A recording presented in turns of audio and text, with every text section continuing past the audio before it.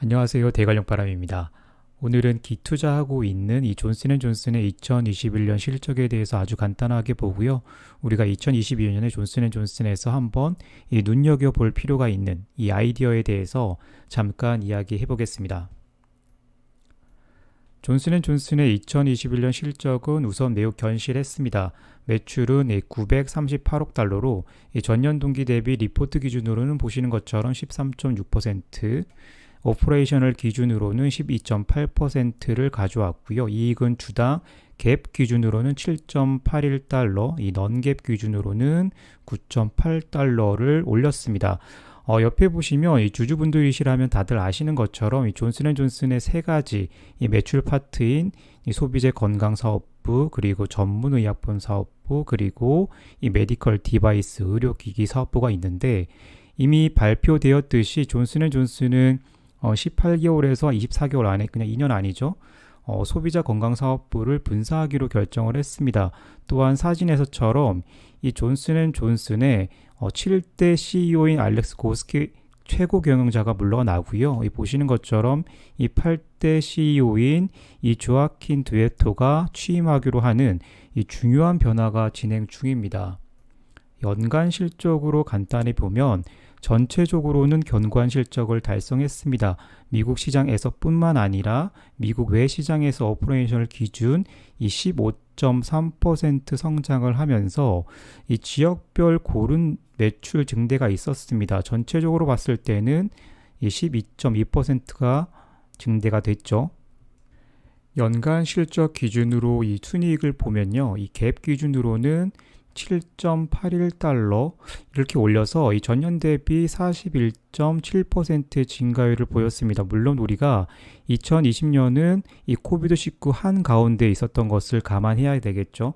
이 갭 기준으로 보면 이 J&J의 현재 주가 수익 비율은 23배 정도로 평가를 받고 있고요.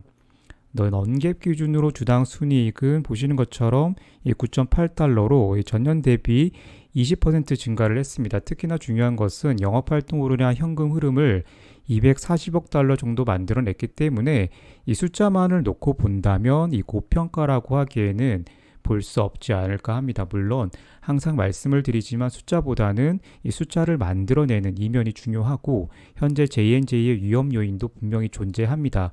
뒤에서 좀 더 간략하게 말씀을 드릴게요.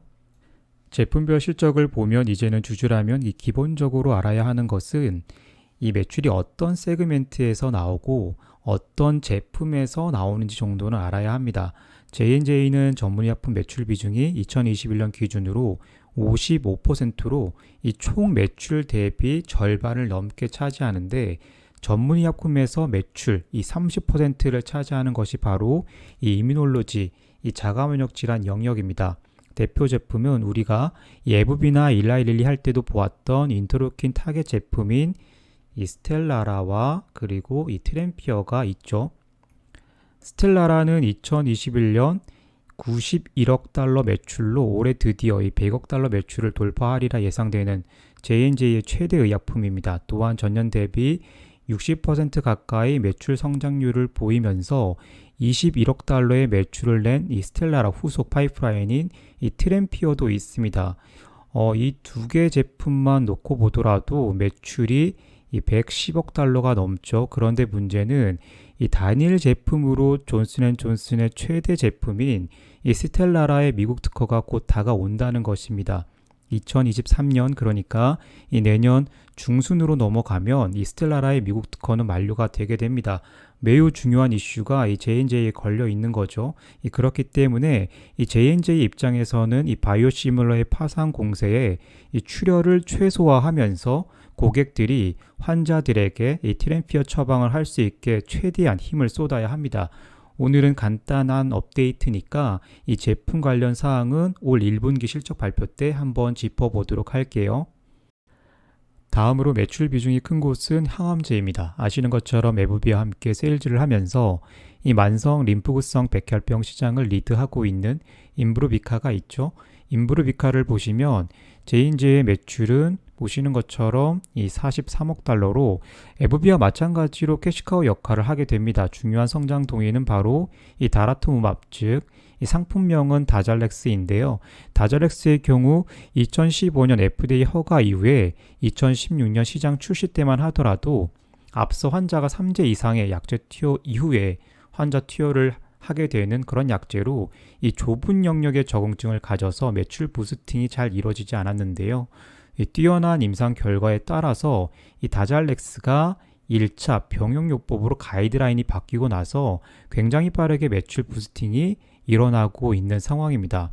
이거 중요한 포인트고 아마도 3년 내 다잘렉스는 글로벌 매출이 이 100억 달러를 가볍게 돌파하리라고 생각이 됩니다. 다발골수종의 발생 빈도와 환자의 기대 여명을 보면은 비교해서 생각해 보면 그렇습니다. 문제는 그럼에도 이 생각보다 J&J의 항암제 파이프라인의 다양성이 조금 떨어진다는 데 있습니다. 특히나 이 이뮤놀로지의 스텔라라의 매출을 감소에 대해서 우려를 조금 더 불식시키기 위해서는 어딘지 모르게 이 부실해 보이는 항암제 파인 확충이 필요할 듯한데 가까운 시기에 동원 가능한 자산은 역시나 여기 보시면 non-small-cell lung cancer EGFR 뮤테이션에 쓸 수 있는 아스트라제네카의 대항마로도 기대되는 아미반타맙과 레이저 티닙 임상이 매우 중요해지고 있습니다. 보시는 것처럼 항암제 파이프라인 메인 페이지에 올라가서 가장 큰 시장인 이 비소세포 폐암으로 어떻게든 들어가고자 하는 의지가 보이죠. 이미 아미반타맙은 상품명으로는 리브리반트로 허가를 받아서 이 비소세포 폐암 중 EGFR 변이 시장을 노리고 있는 상황입니다. 여기에 제가 한참 전에 유한양의 영상에서 말씀드린 이 대한민국이 만든 글로벌 블록버스터의 운명이 걸려 있고요. 올 하반기 에스모 즈음에서 이 병용 3상 임상 관련해서 이 데이터들이 조금씩 공개될 것이기 때문에 빠르면 에스코에서도 공개될 수 있겠지만 주주분들이시라면 유의 깊게 한번 봐야 합니다. 현재 이 레이전 티닙 관련 새로운 임상들인 이 클리니컬 트라이얼에 속속 등록이 되고 있는 상황과 국내 매출 추이를 보면 이 레이저 티닙의 글로벌 신약 출시의 전망은 저는 밝다고 봅니다. 물론 그럼에도 이 글로벌 출시까지 시간이 걸리고요. 여기 보시면 발버사, 그러니까 굉장히 팬시하다고 생각됐던, 그리고 매출을 빨리 내줄 거라고 생각했던 이 FGFR 뮤테이션에 쓰는 이런 약제들도 매출의 부스팅에 시간이 좀 걸리고, 카빅티 같은 경우에 이 카티 치료제인데 매출 부스팅이 되려면 이 수년의 시간이 필요한 상황입니다. 즉시 전력이 충원돼야 하는데 J&J가 선택을 해야 되겠죠. J&J에서 또 하나의 아픈 손가락은 바로 심혈관계 질환이나 이 메타볼리즘 약제들이 힘을 쓰지 못하고 있다는 겁니다. 이 부분에 대해서는 앞선 분기 업데이트 영상에서도 계속 말씀을 드렸지만 스럼볼리즘에 쓰는 이 자렐토까지 약간 힘에 부치는 약간 한계가 오고 있는 상황에서 뭔가 수를 내야 하는 상황 같습니다. 이쪽 파이프라인도 아주 뚜렷하게 없기 때문에 강력하게 파이프라인을 업데이트 한다던가 아니면 이 전략적 배제를 한다던가 하는 J&J의 선택이 멀지 않아 보입니다. 다음으로 매출 규모가 큰 메디컬 디바이스로 넘어가면 이 보시는 것처럼 이 메디컬 디바이스는 전년 대비 17.9% 성장을 했습니다. 이 넌갭 기준이죠. 그런데 2020년이 코비드 상황이었고 2021년 말로 오면서 특히나 정형외과 파트에서는 워닝 시그널이 있습니다. 세부 항목에서 이 매출 추이와 이익 추이를 자세히 들여다보면요. 이 정형외과 파트에서 이 최대 매출 파트인 이 스파인에서 하반기로 오면서 세일즈가 감소가 두드러지고 있고요. 이 무릎 파트에서는 시장의 마켓 쉐어를 경쟁사에게 조금씩 뺏기고 있는 것 아닌가 합니다. 물론 그러한 상황을 회사가 충분히 인지하고 있고 신제품 출시와 더불어서 이 새로운 성장을 위해서 당장의 가시적인 성과는 없을 수 있지만 분명 준비는 하고 있습니다. College, I had a knee injury that led to knee surgery.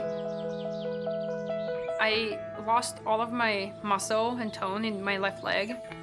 I had to learn how to walk. When I got the opportunity to work on this knee replacement technology that can help improve patient outcomes and could reduce recovery time, I said I have to be a part of this.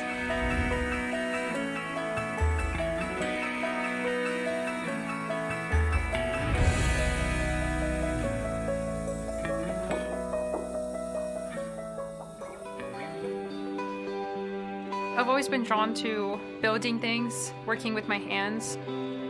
I chose engineering because it exposes you to really difficult problems. My mom, she's an engineer. She also works in the medical field, really passionate about her job. So I think I kind of got inspired from her, seeing that you 네, 마지막으로 우리가 2022년에 봐야 하는 이 포인트는 바로 인수합병입니다. 아직 J&J가 2022년 배당금 증액을 발표하지는 않았는데요.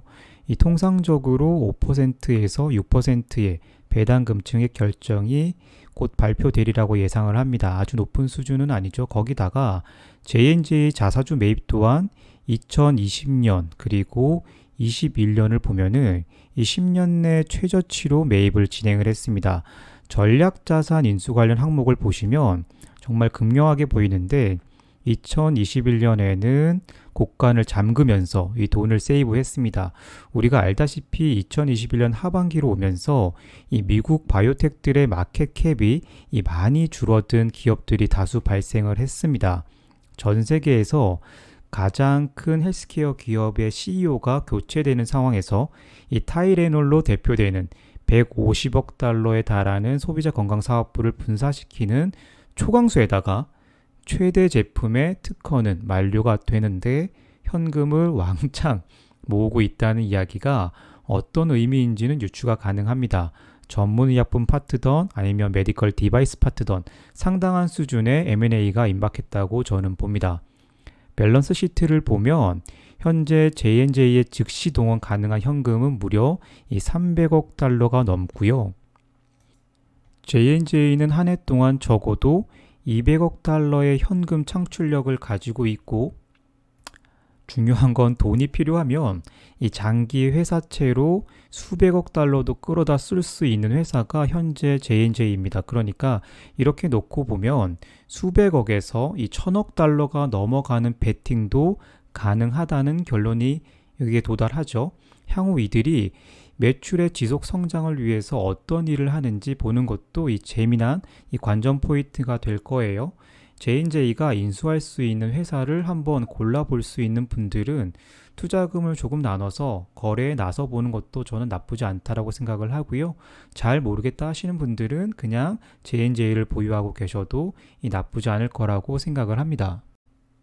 네, 이렇게 간단하게 존슨앤존슨 2021년 실적에 대해서 생각을 해봤고요.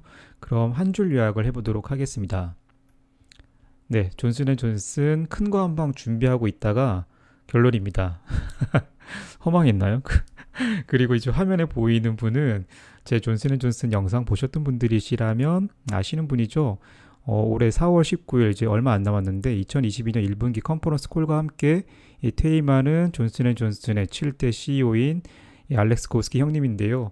앞서 연간 보고서에서 간단히 이 소회를 밝히셨는데 1988년 존슨앤존슨의 영업사원으로서 입사를 하기 위해서 인터뷰했던 그 떨리는 순간을 담담히 쓰셨더라고요. 읽어보면서 이 직장인으로서 이분 참 정말 훌륭했구나 하는 생각이 들었습니다. 존슨앤존슨은 퇴임하지만 애플의 사회이사로 가시던데 애플에서 헬스케어로 어떤 일을 하실지도 한번 기대해 봅니다. 그러면 조만간 있을 존슨앤존슨의 2022년 1분기 실적 관련 업데이트에서 또 뵐게요. 시장에서 항상 장수하세요.